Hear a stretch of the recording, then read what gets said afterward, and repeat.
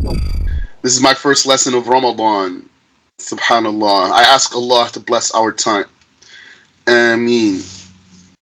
Alright, so now we're continuing here in Matnul Izzi. So I want to quickly remind you, what did the author do here? So he wanted to give us a Nahu lesson. So he told us that ma and la come upon the fi'l mudari' and they don't change anything about it. So you'd say la or ma, let's say ya'lamu, and you'd say ya'lamani, ya'lamani, and ya'lamuna, and you'd say ta'lamina. So if we just put ta, actually, la ya'lamu or la ta'lamu or la, here, you'd say la ya'lamu or la ta'lamu, or you'd say la ta'lamani or la ya'lamani, or la ya'lamuna or la ta'lamuna, and you say la ta'lamin and there's no ya. You don't say ya'lamin, there's no ya'lamin. And you say la ya'lamna or la ta'lamna. The important thing being that this dhamma in ya'lamu or ta'lamu stays. And this noon in ya'lamani or ta'lamani, and this one in ya'lamuna or ta'lamuna, and this one in ta'lamina, this noon stays. And as for the noon in ya'lamna or ta'lamna, that noon is a pronoun altogether. So it's definitely going to stay and it's not going to go away. That noon is just like this alif in ya'lamani or ta'lamani. Just like this wow in ya'lamuna or ta'lamuna. And just like this ya in ta'lamin. Those are pronouns, they don't go away. If you have a question there, please ask me. Okay. And then he told us, on the other hand, if the jazm comes, such as Laam. Okay, here's a question.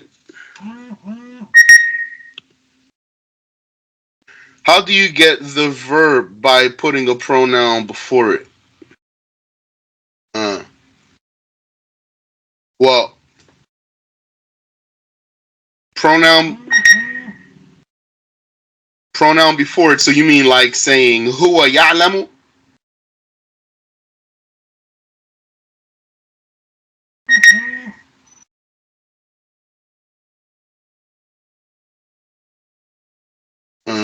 Well,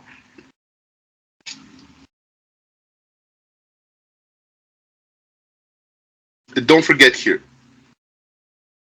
If you put a pronoun before a verb, then that pronoun is not the doer of the verb.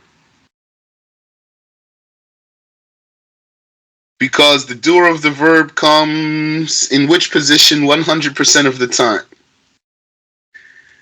The doer of the verb, which is the subject of the verb.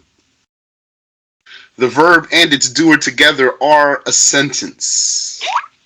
Yes, okay. So the doer of the verb does come after the verb 100% of the time. And that is your sentence there. Now, if there's a pronoun that refers to the doer, if there's a pronoun before the verb and that pronoun refers to the doer of the verb, then that pronoun doesn't have any effect on the verb itself.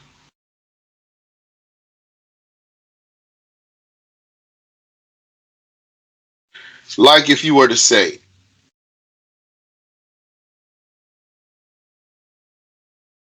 Huwa. Hold on here. Oh, I can't see. Like if you were to say, Huwa ya'lamu. So this huwa has no effect on the verb here. You could say huwa la ya'lamu.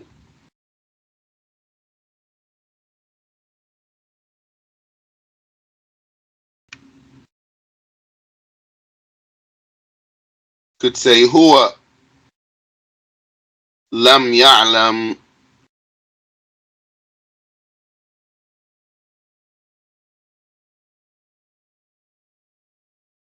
Does this answer your question? You can follow up if you want. Is that how you get the verb terms?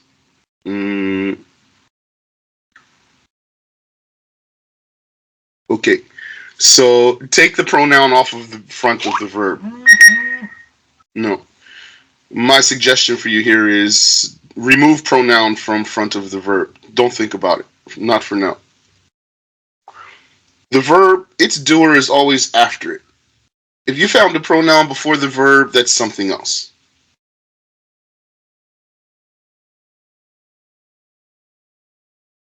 The term you that you're going to use is the one you want to use. Meaning, let's go back up here. So if you wanted to talk to two males, or you talk to two males or females, you'd say ta'lamani.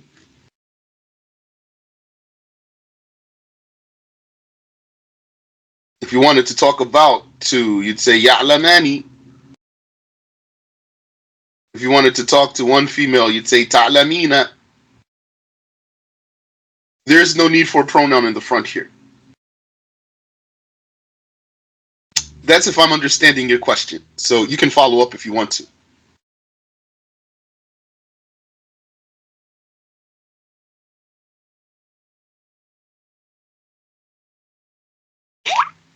You're welcome.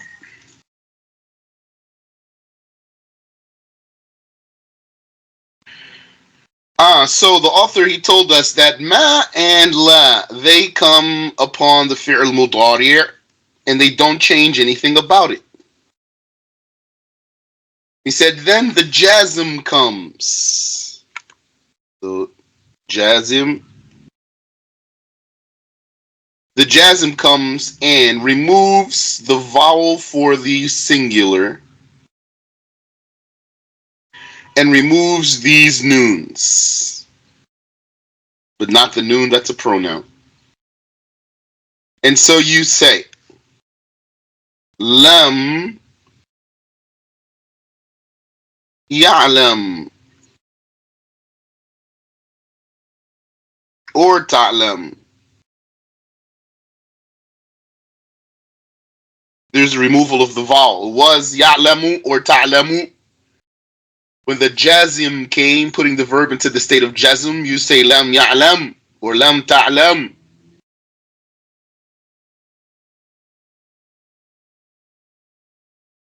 And it removes those noons. And so you'd say lam ya'lama or ta'lama. Lam ya'lamu or ta'lamu. Lam ta'lami. There's no ya'lami.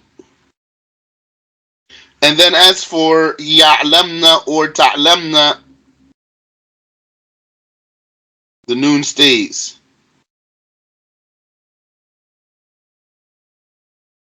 Because that noon is a pronoun.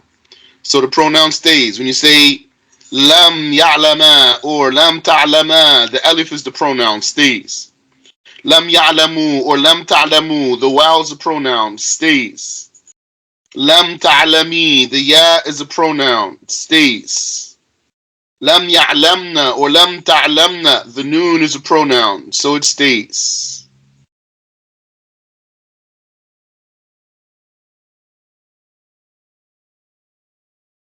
And then he told us, may Allah have mercy on it, that the nasib comes.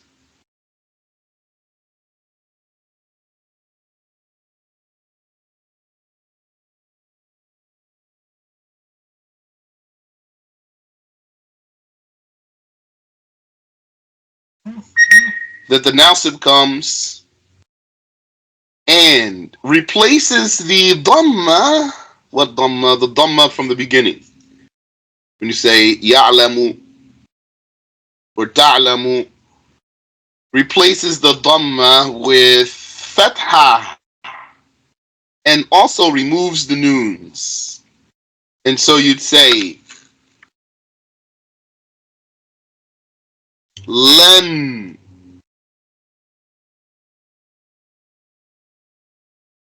ya'lama or ta'lama.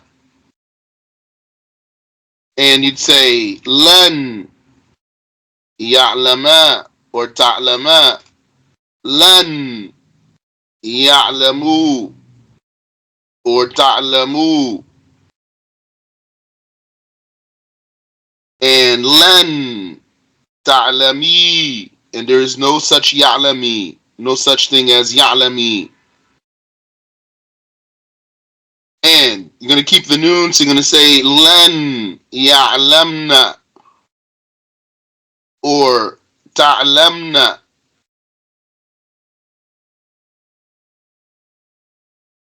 So, in the first one, this fatha, the author told us here, paying attention to the words he gave to us, he said the nasib comes and replaces the dhamma.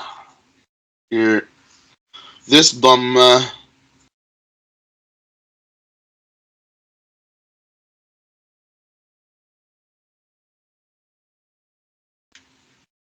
replaces the dhamma with the fatah. The nasib comes and replaces the dhamma with the fatah. And it removes the noons. But you're going to what? Keep the pronouns. The alif in ya'lama or ta'lama. The waw in ya'lamu or ta'lamu. The ya in ta'lami. And you're going to always keep the noon in ya'lamna and ta'lamna.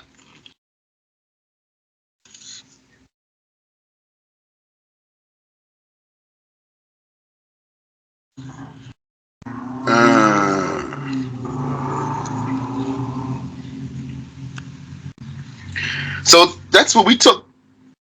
That's as far as we got. That's the extreme summarization of what he gave us. Any question yet? That's a good summarization there.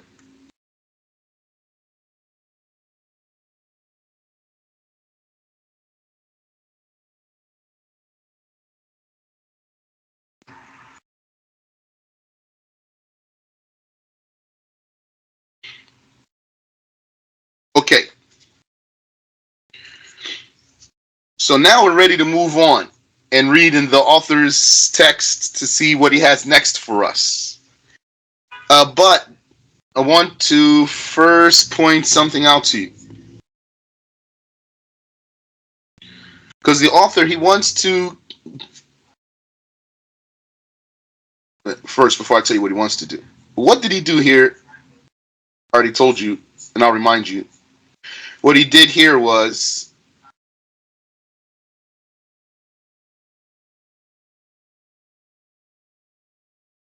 he started with something that doesn't change the verb. Therefore, there's a dhamma on the single. We say single because when you say ta'lam means anta, one male. Or if you say ya'lam, or if you say ta'lam means hiya, one female. Or if you say ya'lam means huwa, one male. Ya'lamu huwa, one male. Ta'lamu hiya, one female. Or ta'lamu anta, one male. So that's what he meant when he called that in his text. Harakatul wahid. This dhamma here, he called it harakatul wahid, the vowel of the singular. Because it's either huwa or anta or he or hiya, huwa or hiya or anta.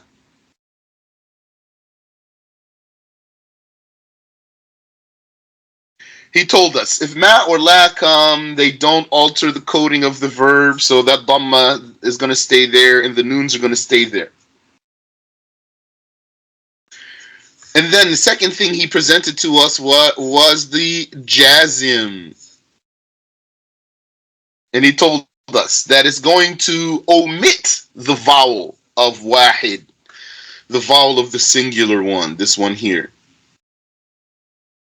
It's gone now, altogether. And it's going to remove the noons. And then the third thing he told us was that the nasib comes and it turns, and we have our green arrow here, it turns the dhamma from the beginning into a fatha. So what did he not say? He did not say the dhamma turns into a sukoon by the jazim, and then the sukoon turns into a fatha by the nasib. He didn't say that. Rather, what he's doing is he's referring the jazm back to the first case, and he's referring the nasib too back to the first case. He's not taking the second case from the third case or the third case from the second case. This is all based on the first case.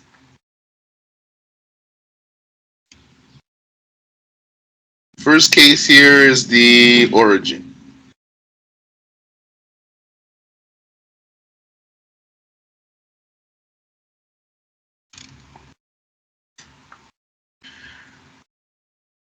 The jazm comes, and this is how it affects the first case. The nasib comes, and this is how it affects the first case. So I think that's clear, inshallah.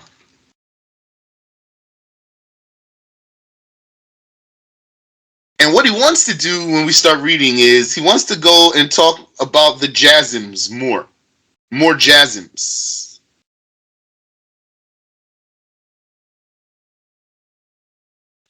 And then I said, I found it interesting. First time I noticed, unless I noticed before and then forgot, that he started with the jazm, and then, which is number 2, he started talking about the jazm first after the original case. That's number 2. And then the nasib as number 3. And then he went to go back to talk about the jazms, which we were going to read today, inshallah. And then I said to myself, that's interesting. Why would he mention the jazm first, and then the nasib, and then come back to talk about the jazm again? Why not mention the nasib first, and then the jazm, and then stay on the topic of the jawazim?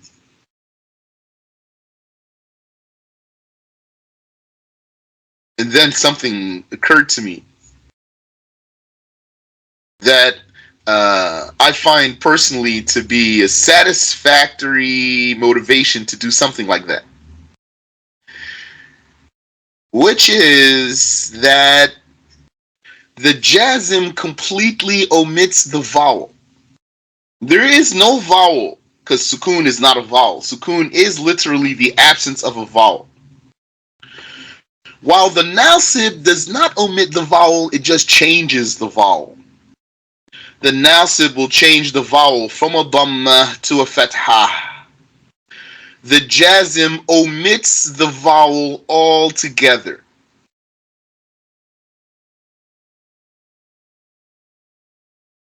And so the contrast between the first case of ya'lamu and the second case here, as the author presented, of lam ya'lam, is more obvious.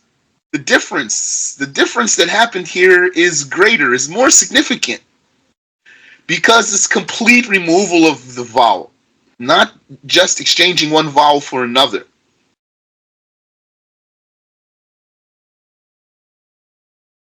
So that is worthy of drawing attention. And then mentioning the jazm first, so that you see the drastic change that happens by the jazm, the complete omission of the vowel altogether. And then you will see the change that happens by the nasib coming, and it's less drastic change because it's still one vowel for another one. So that's what occurred to me as I was reviewing. And Allah knows best. Otherwise, Allah knows best why the author did it that way.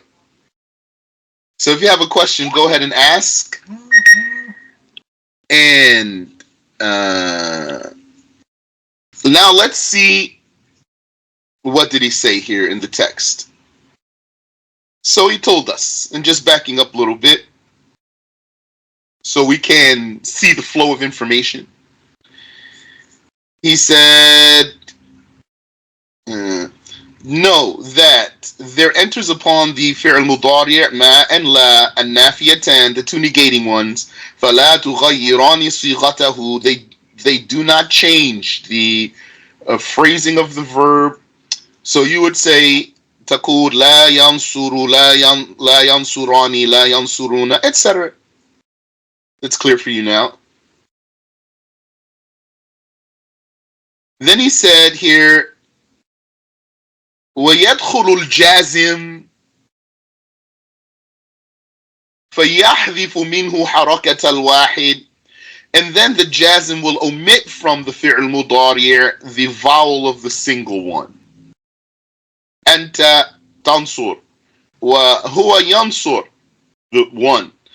So you'd say lam tansur, lam yansur, with no vowel at all on that last letter.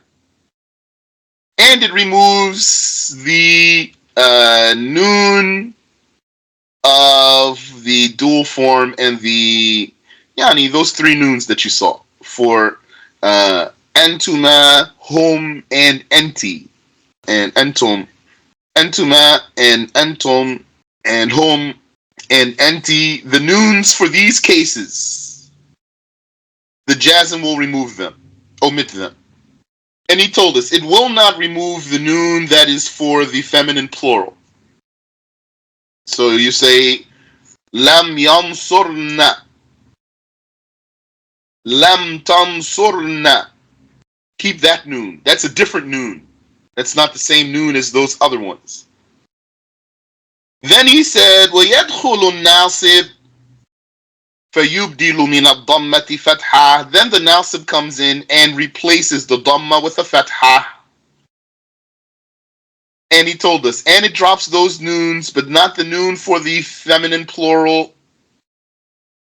And then he came back to talk about the jawazim after the nasib. So I was saying to you, why did he mention the jazm before the nasib and then come back to talk about the jawazim? Why didn't he put the nasib ahead of the jazm so that he can just keep talking about jazm without interruption? So I think my question is clear. And then I told you what occurred to me. Yani, what good reason could I find? Could I find a good reason in myself for that? And that's something that occurred to me. Allah knows best. I didn't look into any of the explanatory books for this metin, which there are several, and maybe some of them have the answer for my question in there. So if you have access to the explanatory books and you're able, if you want, take a look in there, maybe you'll find an answer. If it's the answer that I gave, then praise be to Allah. If it's a different answer, then still praise is due to Allah. So let's continue now. So he says,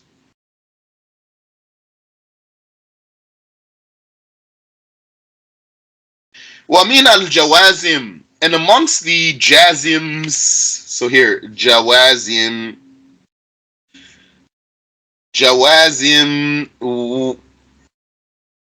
What is the wazn of jawazim? I wonder if anyone would be able and willing to answer that question.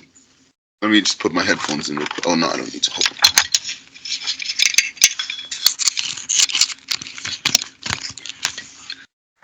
Okay.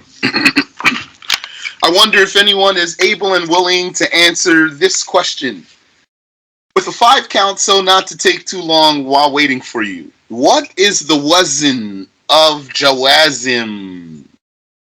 You can take the mic or you can type it up. 5, 4,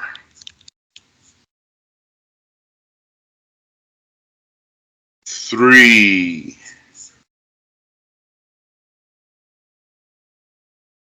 2,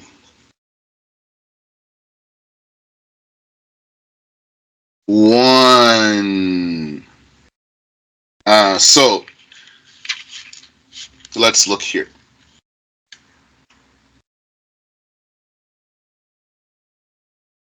Jawazim.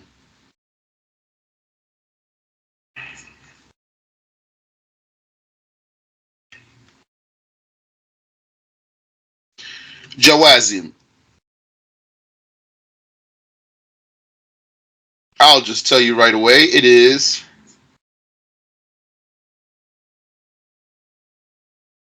fawa'il. Maybe you knew. You just didn't want to say. Fawa'il. So that means the Jim is original letter. And the Zay is original letter. And the Meme is an original letter. Because we talk about Jazm. So you will have been searching for your original letters there so that you can do process of elimination. You find your original letters, put Fa, Ain, Lam in their place to represent them, and then add the extra letters as they are, which are Waw and an Alif. So then the wazn of Jawazim is Fawa'il. And this wazn, Fawa'il, is the plural of Fa'ilah. Fa'ilah. And maybe sometimes Fa'il also, but we're going to just say Fa'ilah. So you would say, she is a kafirah, female, kafirah. And hunna, those are what? Kawafir, disbelieving females. Kawafir. So we are saying there's jazima, something that puts the word into the state of jazm, and then the plural is jawazim. But the author, he didn't put tat marbuta in the text here, right here, when he said وَيَدْخُلُ الْجَازِمِ, he didn't say يَدْخُلُ الْجَازِمَةِ.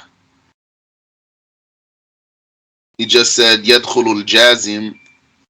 But then when he offered a plural, he said jawazim.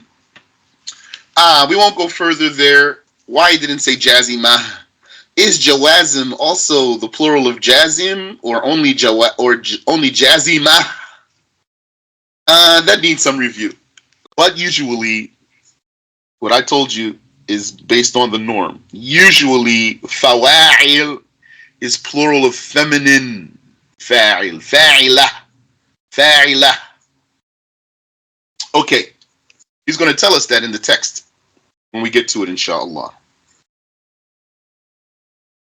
So he says, وَمِنَ الْجَوَازِمِ, amongst the jazims is Laam al-Amr, the lamb of command, or the imperative lamb. تَقُولُ فِي أَمْرِ الْغَائِبِ, you say to command the one being spoken about. to command the one being spoken about. في أمر الغائب. Very important point here.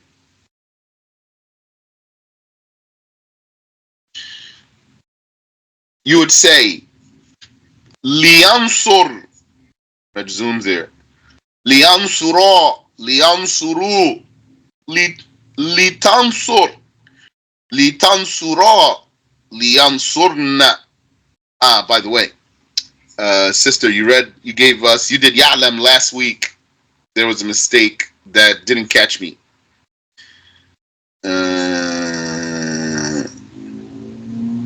You said Ya'lamu, Ya'lamani, Ya'lamuna, Ta'lamu, Ta'lamani, Ta'lamna with a yat right there. That's supposed to be a yat right there. Ya'lamna. But slipped my ear last week, so I said correct, and that part was mistaken. But I did do something to the recording. I did a little editing trick in the recording so that looks like I corrected you for anyone who listens to the recording. You say لينصر لينصرا لينصروا لتنصر لتنصرا لينصرنا وكذلك. And also you would say ليضرب ليعلم ليدخل ليدحرج وغيرها, and other than that. Okay. Let's take a look there. First of all, the fact that there's sukoon here in liyansur, and that there is no noon here, liyansura. There's no noon here, liyansuru. There's sukoon here, litansur. No noon here, litansura.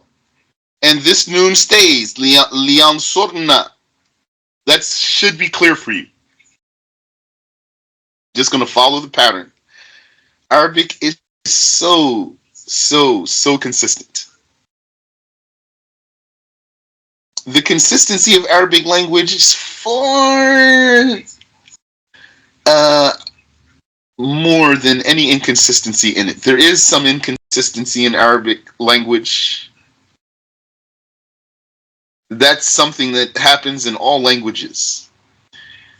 But the consistency of Arabic language is far more dominant than any inconsistency in it. Saying that to you so to you make you confident to be able to rely on qiyas. Qiyas in Arabic means following consistent rule, making qiyas, comparison. You say, the rule's like this, so the verb should be like this.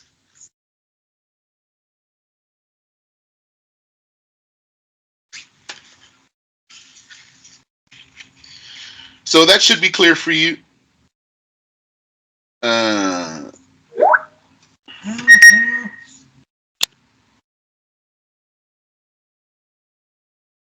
So can I say the meanings of these words? Yes. Is this your first time?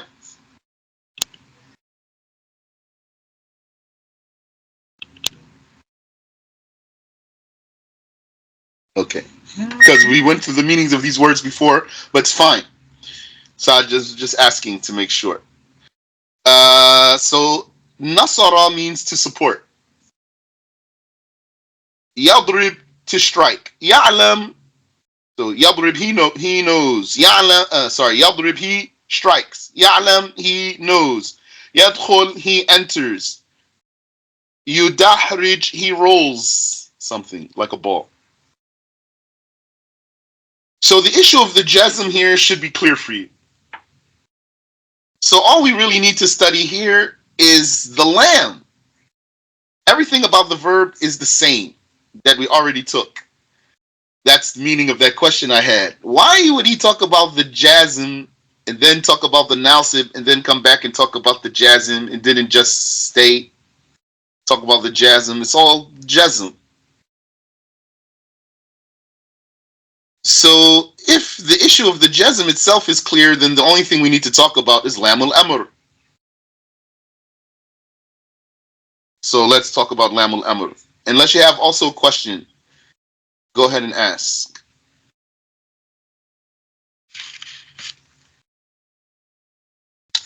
So now we're looking at something called Laam al-Amr.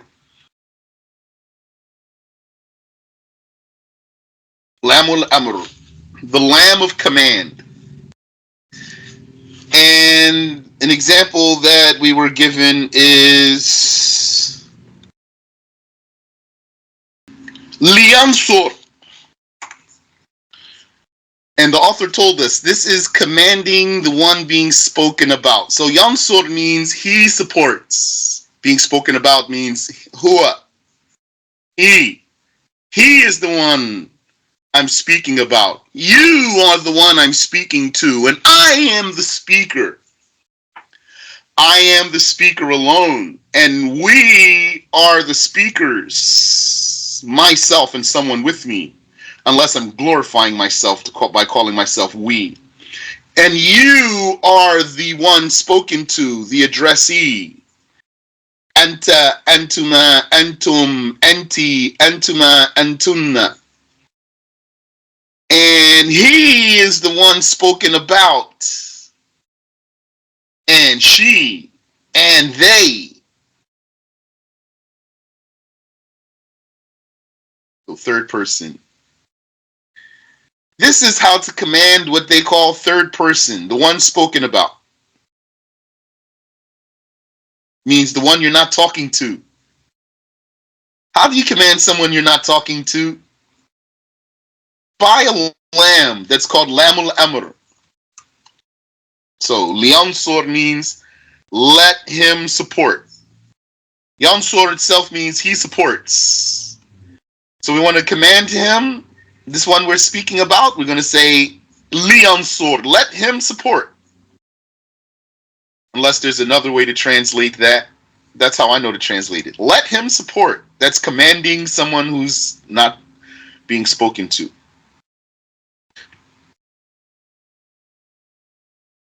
Now, you notice this lamb has a kasrah, and if you're a beginner in Arabic, then you might get confused and think that's the same lamb that's the harf jar. Is that the lamb that's a harf jar? So you say liyansur? No, it's not the lamb that's harf jar.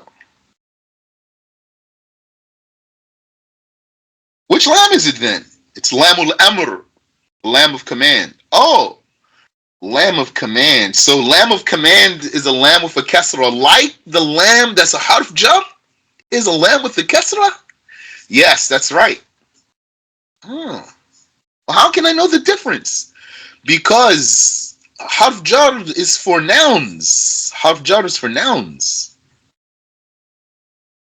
And harf jar does jar in nouns. So you're going to say alhamdulillahi. Lillahi. The lamb with the kasra does jar here. This lamul jar.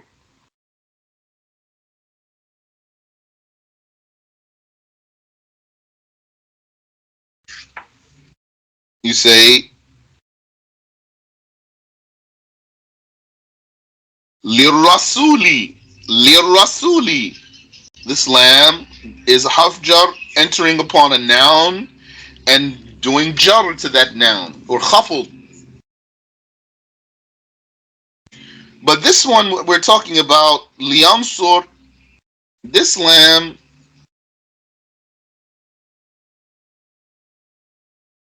is entering on a verb, and it's doing jazm to this verb. So it's not the same lamb. It's a different lamb. Wait a minute. Lamb didn't we learn this example? Didn't Allah say in the Quran, لِيُبَيِّنَ لِلنَّاسِ?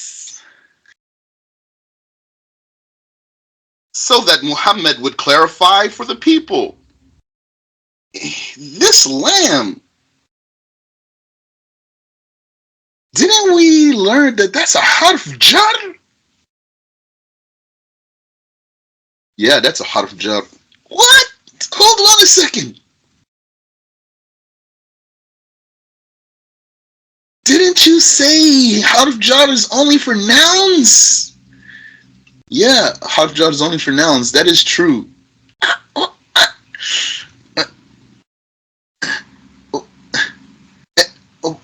this harf jar, why would a verb be in a state of nasb by harf jar? Wait, I'm confused now.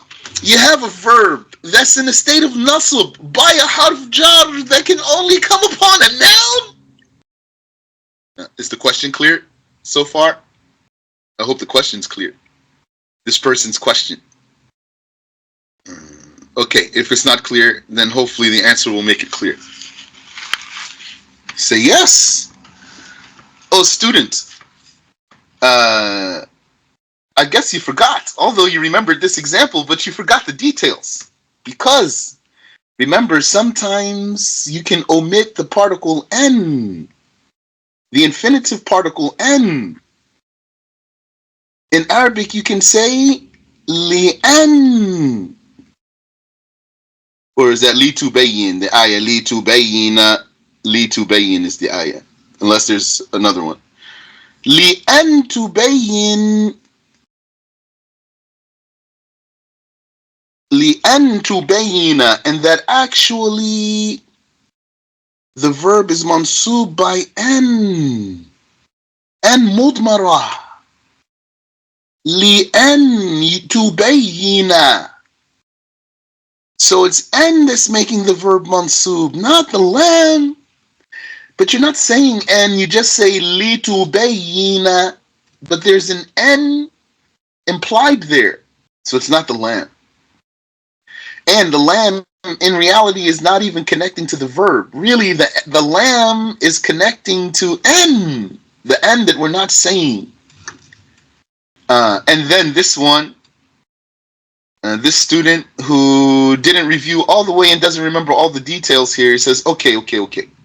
And there's an n there that we're not saying. It's n that's making the verb mansub. But still, isn't n a harf?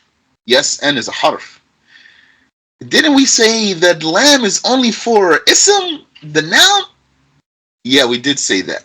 So I'm still confused. What happened? What's going on here?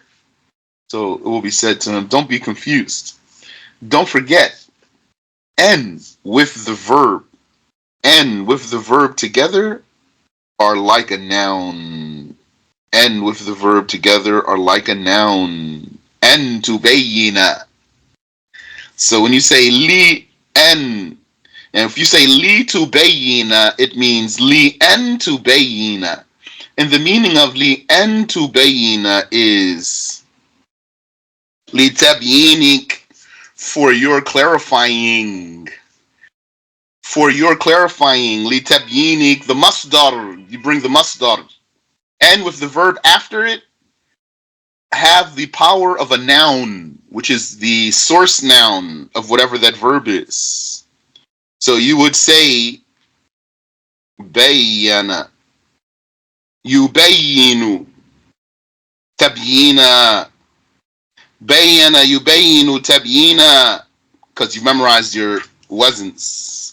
فعل يفعل تفعيلا بين يبين تبيينا. لتبين means لأن تبين, which means لتبيينك. So that's a different lam. It's not the same lam. Even though when you said لتبينا, you see a lam with a kasra upon a verb. And when you say here liansur, you see a lam with a kasra upon a verb. But when you said li tubayyina, you found the verb is mansub. And when you say liansur, you found the verb was majzoom. So then you knew that when you said liyansur and the verb was majzoom, that's lamul amr,